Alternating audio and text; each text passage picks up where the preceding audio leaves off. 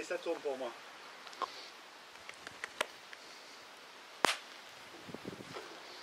Bonjour à tous, Franck Marcheix, fondateur de Confidence de Coach. Aujourd'hui, nous sommes reçus par Fabien Rodin. Fabien Rodin avec tous ses livres très passionnants autour du bonheur, autour de l'hypnose, autour de la manipulation.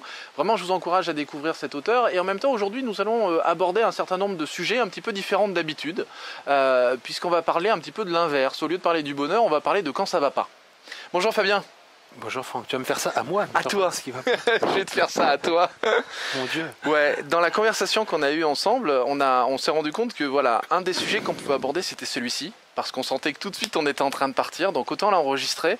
Souvent, on a un petit peu une tendance à penser que dans le développement personnel, il faut toujours aller bien. Il y a un petit peu cette image un peu de magie ou d'aspect un peu magique, comme quoi les outils du développement personnel ne devaient plus nous faire tomber par terre ou devaient nous éviter de nous casser la gueule. Moi j'aimerais bien avoir ton retour là-dessus parce que ce que tu m'as dit tout à l'heure c'était particulièrement intéressant. Oui, ben moi j'ai traversé, en fait si tu veux, il y a quelque chose à mettre aussi, à prendre en ligne de compte, c'est que je crois que je suis né hyper optimiste. Mais en étant hyper optimiste, bah, du coup je suis un peu connu autour de la psychologie positive et ce genre de choses, parce que quand j'ai vu la définition de la psychologie positive, ou des personnes qui en ont parlé, comme David Servan-Schreiber ou d'autres, hein, quand je regardais, je me disais, ah mais tiens, super, ça parle de ma manière de fonctionner, donc je me suis reconnu là-dedans. Et puis, en même temps, quand on est là-dedans, bah, y a une sorte de piège, quoi, je trouve, parce qu'à force d'être celui dont la vie est champagne, on va y voir pour se remonter de morale, avec lui ça va toujours bien, mais à un moment donné on peut se retrouver avec une espèce de, je sais pas, de costume, de rôle, quoi, comme si on était acteur.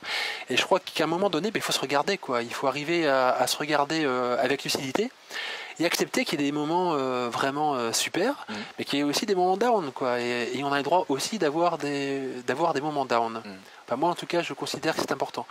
Et du coup, pour moi, le coaching, en effet, je ne suis pas un coach de performance. Je l'ai jamais été, je l'ai compris dès ma première année de formation. Je ne suis pas quelqu'un qui va demander du toujours plus parce que j'y crois pas. J'y crois pas pour la planète et j'y crois pas pour les personnes. Le bonheur, pour moi, c'est pas ça. C'est pas que ça aille toujours bien. C'est pas possible. On est dans une espèce de perfectionnisme qui nous éloigne, en fait, de l'atteinte de notre objectif. Non, pour moi, c'est plutôt quelque chose qui est lié à une forme d'acceptation. Oui, d'accueil. D'accueil, exactement, d'accueil. D'accueil de certains moments, d'accueil que ça puisse être au top, qu'il y ait des moments qui ne soient pas au top, et pas de lutte. Je pense, j'ai la chance de ne jamais avoir été gravement malade, mais quand on lit justement ce qu'ont pu écrire des gens comme David Servan-Schreiber ou Guy Corneau, par exemple, hein, sur des luttes très très intéressantes contre des maladies très lourdes, ce qu'ils décrivent, c'est l'accueil. Ils décrivent aussi que tant qu'on est dans la lutte, ça ne peut pas fonctionner. C'est pas le combat, quoi, qui nous en fait sortir. Et je crois que vis-à-vis du bonheur ou de la difficulté, c'est un peu la même chose. Qu'est-ce que tu fais quand ça va pas? C'est quoi tes outils? Ou du moins, est-ce que tu as mis un certain nombre de principes en place? Est-ce qu'il y a des choses qui sont plus ou moins automatiques? Ou est-ce qu'à un moment, tu vas avoir justement besoin de te confronter à un mur ou te confronter à une réelle difficulté et de te dire, voilà, là je sais que...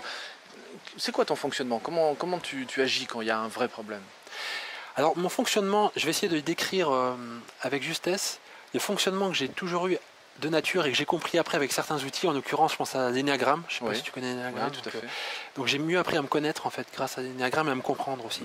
J'ai compris que depuis toujours je me suis vendu du positif à venir.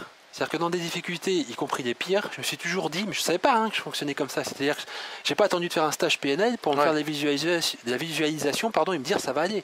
Je suis câblé comme ça. Et donc je me suis rendu compte que depuis toujours, depuis que je suis né, chaque fois que quelque chose n'allait pas, je retenais les issues possibles qui allaient pouvoir m'arriver. Et ça m'évitait de vivre le présent d'une certaine manière. Tu vois, donc je me programmais à dire ça va aller. Quoi qu'il arrive, ça va aller, ça va aller, ça va aller. Le piège, évidemment, c'est de ne pas être là. Oui. Hein, c'est d'être dans l'imaginaire de ce qui va tout le temps être dans arriver. La futurisation et Exactement. de plus être dans l'instant présent. Exactement. Donc ça, on va dire que ça a été ma nature. Ma nature, je ne sais pas, c'est peut-être culturel, mais en tout cas, disons, aussi loin que je me rappelle, j'ai fonctionné comme ça. Et puis, quand j'ai commencé dans le coaching, enfin après avoir commencé dans le coaching, j'ai creusé la PNL, en particulier PNL et hypnose ericksonienne. Ça m'a conforté d'une certaine manière, parce que les outils sont quand même très... on ne cherche pas à comprendre ce qui se passe, quoi. On est, hop, un petit coup de technique, machin, tu vas voir, tout se passe bien. Donc ça m'a conforté que j'avais raison d'une certaine manière. Ça m'a encore ancré plus fortement cette espèce de fonctionnement qui peut être un travers, en fait, chez moi. Chez des pessimistes, c'est super, mais chez moi, si tu veux, j'ai compris après que ça allait un peu... Ça m'emmenait trop loin. C'est ça. Heureusement après, je me suis aussi équilibré avec d'autres choses, comme par exemple l'analyse transactionnelle, qui est plus dans la compréhension, qui est plus dans aller voir un peu les traumatismes, donc dans une approche qui est plus sur le passé, aller expliquer certaines choses. Dans l'énéagramme, je reviens simplement là-dessus, dans l'énéagramme, tu avais un profil particulier, tu avais détecté ce profil ou un mélange de profils? Bah non, je vais pas le dire. Ceux qui connaissent l'énéagramme me reconnaîtront, ils me feront des mails. Et puis... Ils te répondront, on va attendre les commentaires. Tu sais quoi, on fait un jeu concours là-dessus. Oui. J'offre un livre. D'accord, ok, ça me va bien. Dans les commentaires, chacun posera ce qu'il faut. Fais attention, je suis pas sûr que tu aies suffisamment de livres. Il va falloir en rééditer. Allez, on va lancer un truc. C'est une bonne idée. On en était sur qu'est-ce que tu fais toi, mon épouse m'a aidé pour ça parce qu'elle utilise l'analyse transactionnelle. Et du coup, tu vois, dans nos discussions, ça l'a ancré dans mon quotidien. Ça m'a poussé à aller quand même dans la compréhension, aller voir des choses que je n'avais pas vraiment envie de voir. D'aller voir parfois des souffrances, d'accepter aussi certaines choses.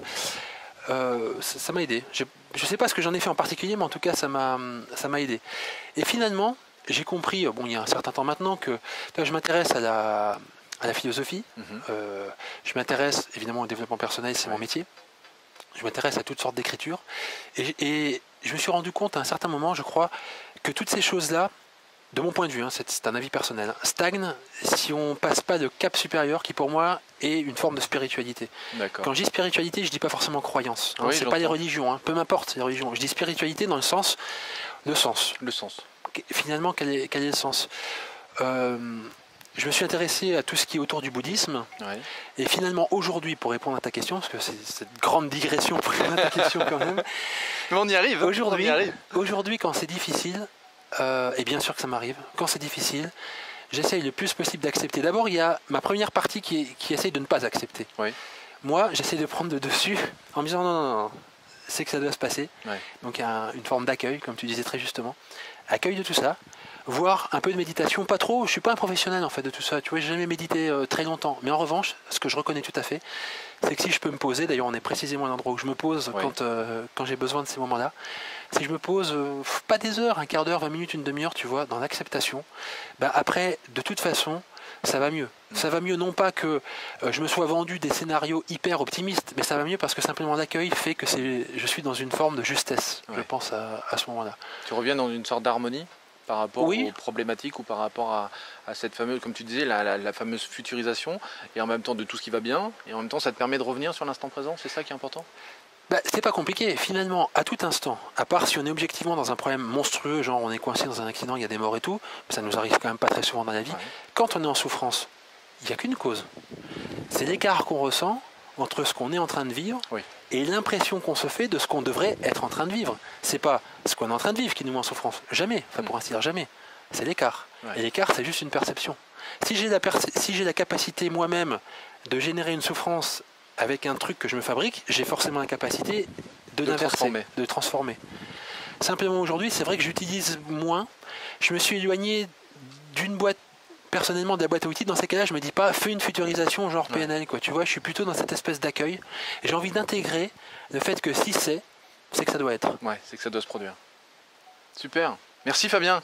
Mais avec plaisir. C'est un partage vachement important et en même temps j'aimerais juste conclure là-dessus. Le fait de bien répéter ce que tu m'as dit tout à l'heure, le fait d'être mal ou de retomber à des moments, d'être down, c'est vraiment important aussi. De vraiment accepter cette notion-là, d'être vraiment dans l'accueil de cette partie-là de nous qui a besoin de temps en temps de tomber pour pouvoir remonter. Ça c'est quelque chose sur lequel tu insistais tout à l'heure et j'aimerais vraiment conclure là-dessus. Avec plaisir. Merci en tout cas. Merci à toi Franck. À plus tard. À plus tard. Et si cette vidéo vous a plu, vous pouvez simplement vous inscrire sur la chaîne Confidence de Coach et la partager avec tous vos amis.